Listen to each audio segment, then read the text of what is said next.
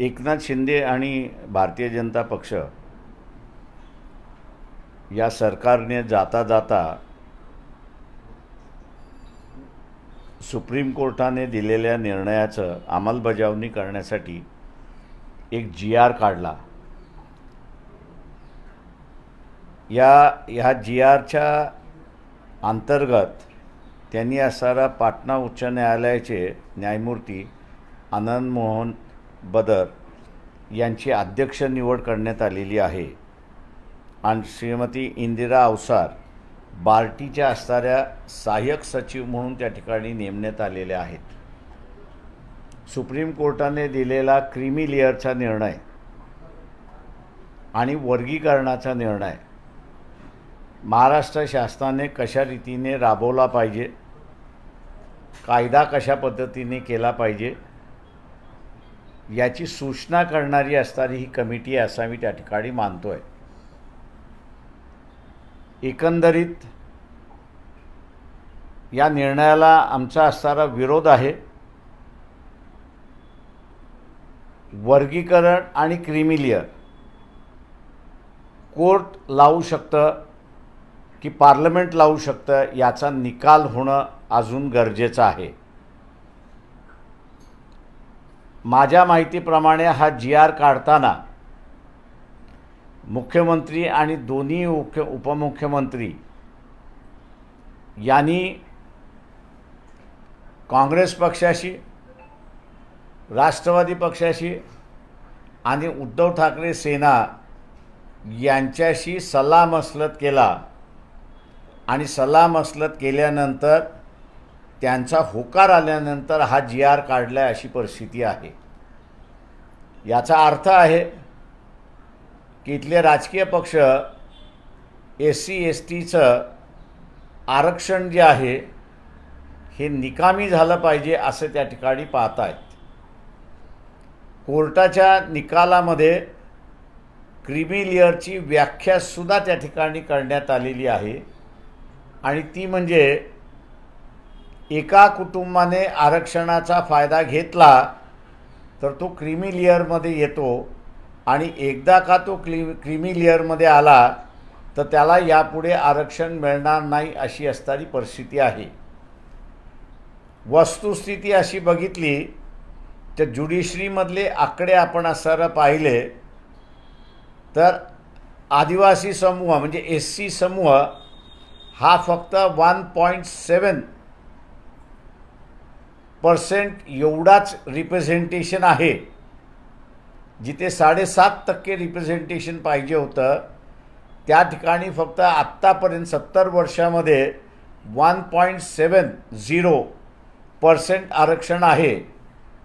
याचा अर्थ आता हे जे 1.7% कुटुंब आरक्षणाचा लाभ घेतला आहे ज्युडिशरीमध्ये आहेत त्याच्यामुळे ते बाद होणार अशी असणारी परिस्थिती आहे.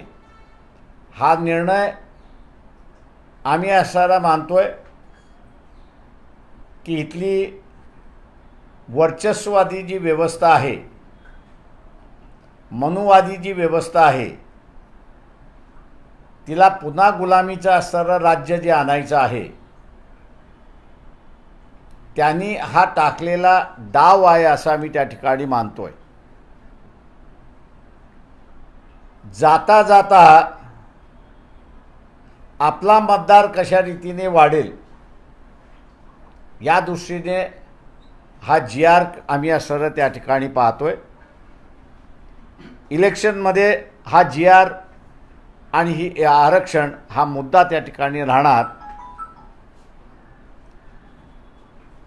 मेजॉरिटी कोणाला मिळणार नाही अशी असणारी परिस्थिती आहे आणि म्हणून उद्याच्या कालावधीमध्ये नवं सरकार ज्यावेळेस येईल, ज्याला कोणाला नवं सरकार करायचं असेल आणि वंचित बहुजन आघाडीचा पाठिंबा पाहिजे असेल तर आम्हाला या GRच्या संदर्भात आणि क्रीमी लेअरच्या संदर्भात अटी त्या ठिकाणी घालाव्या लागतील. शासनाच्या जाता जाता घेतलेल्या निर्णयाचा आम्ही असणारा निषेध करतो. आणि अपेक्षा हे बाळगतो आहे की जे आरक्षित वर्ग आहे, आरक्षणाच्या सेक्टरमध्ये येणारा जो वर्ग आहे, हा सगळा वर्ग ज्यांनी हा GR काढला, मग ते काँग्रेस आणि भारतीय जनता पक्षाच्या आघाड्या आहेत, त्यांनी मिळून काढलेला GR आहे, त्याच्या विरोधात मतदान करतील अशी अपेक्षा आम्ही या ठिकाणी बाळगतो. आपण आता विचार. बीच में सुप्रीम कोर्ट ने क्रीमी लेयर के बारे में और क्लासिफिकेशन के बारे में, वर्गीकरण के बारे में एक डिसीजन दिया था. उस वक्त हम लोगों की भूमिका थी, जो आज भी है, कि क्या इस देश के अंदर आरक्षण में विभाजन हो एक तरफ, और दूसरी तरफ जिनको आरक्षण मिला है उनको क्रीमी लेयर में लाने की जो भूमिका है, पॉलिसी है, क्या ये सुप्रीम कोर्ट तय कर सकती है या पार्लियामेंट तय कर सकती है. हम ये मान के चलते हैं कि ये भूमिका पार्लियामेंट ही तय कर सकती है. कोर्ट इसके बारे में कुछ नहीं कह सकता, ना उनको अधिकार है. और इसलिए इस इशू को लेके एजिटेशन काफ़ी चल रहा है. लेकिन महाराष्ट्र में जो मनुवादी सरकार है, बीजेपी और एकनाथ शिंदे की, और इस मनुवादी सरकार को समर्थन करने वाली जो पार्टियां हैं, कांग्रेस है, एनसीपी है शरद पवार की, और उद्धव ठाकरे की सेना, ये जो मनुवादी सरकार को जो सपोर्ट कर रही है, इन्होंने मिलके ये GR निकाला है. इन सभी तमाम पार्टियों का हम निषेध करते हैं और इसको इलेक्शन का मुद्दा हम लोग ज़रूर बनाएंगे. फैक्शन मैंडेट होगा. इलेक्शन के अंदर सरकार जो बनेगी उसके बाद में उनको इस विषय पर भूमिका लेनी होगी, तभी जाके मैं मानता हूं कि वंचित बहुजन आघाड़ी इनको समर्थन देगी. वरना हम लोग विरोध करते यहाँ पर रहेंगे, ऐसी हम लोग की परिस्थिति है. सर, मुद्दा आपने बता दिया चुनाव में क्या होंगे, लेकिन कल तारीख का ऐलान हुआ है और एक ही तारीख में 288 सीटों पर चुनाव होंगे, इस पर क्या कहेंगे आप?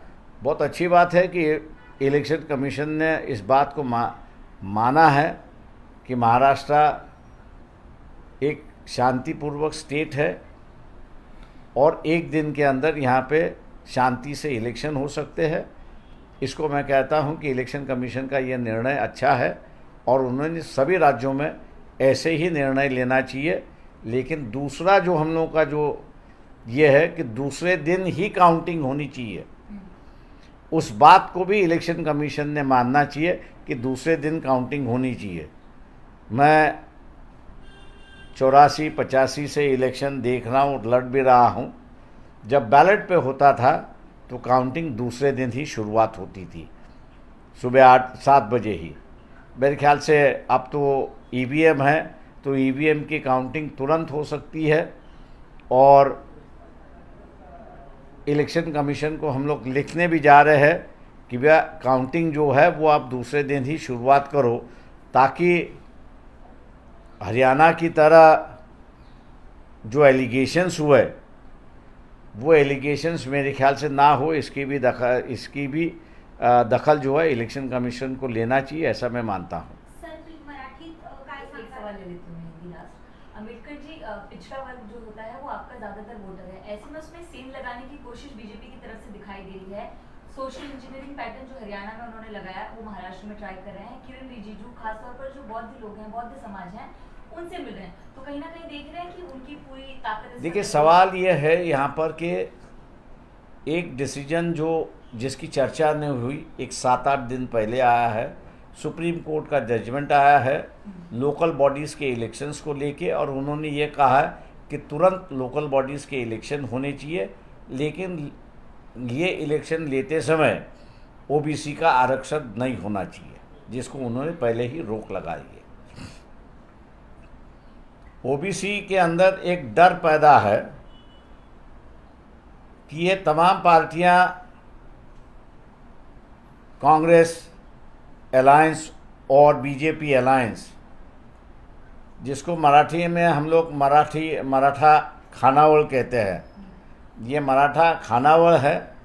इनका एक ही लक्ष्य है कि ओबीसी का आरक्षण ख़त्म किया जाए, उसको रोक लगाया जाए, ऐसी उनकी भूमिका है। और विधानसभा के चुनाव के बाद जो भूमिका सुप्रीम कोर्ट में ली है, वो भूमिका विधानसभा के बाद असेंबली लेगी, ऐसा डर है।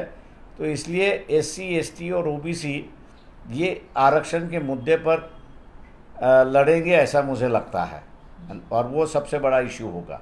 ये अगर कितना भी कहे कि लुभाने की कोशिश की, लेकिन जरांगे पाटिल की जो मांग है कि मराठों को ओबीसी के कोटे में से आरक्षण मिलना चाहिए, इस पर वंचित बहुजन आघाड़ी के अलावा किसी ने भूमिका नहीं ली है। और ये मराठा लीडरशिप होने की वजह से अब इनको जो है मराठा खानावल करके पहचाना जा रहा है गांव देहात में, इसलिए ओबीसी उनको वोट देगा ऐसा मुझे नहीं लगता है।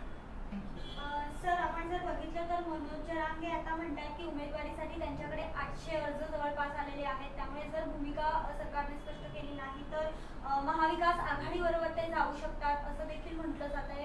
या संदर्भात काय? ते आमचं म्हणणं असं आहे की जरांगे पाटील यांनी 800 अर्ज आलेले आहेत, फार चांगली गोष्ट आहे। त्याच्यापैकी त्यांनी असं तर 288 उमेदवार निवडावेत आणि त्यांना इलेक्शनमध्ये उतरावं, त्यांनी इलेक्शन लढावं। सर, दुसरा प्रश्न आहे की विधानसभेचं विपुल तर वाजलंय, आता मनसेनी सुरुवातीला एकला चलोचा नारा दिला, आता जर आपण बघितलं तर काही सीट्सवर महायुती बरोबर ते समिट करू शकतात अशी चर्चा सध्या सुरू झालेली आहे। मला वाटतं जरतरच्या याच्यावरती मी उत्तर देत नाही।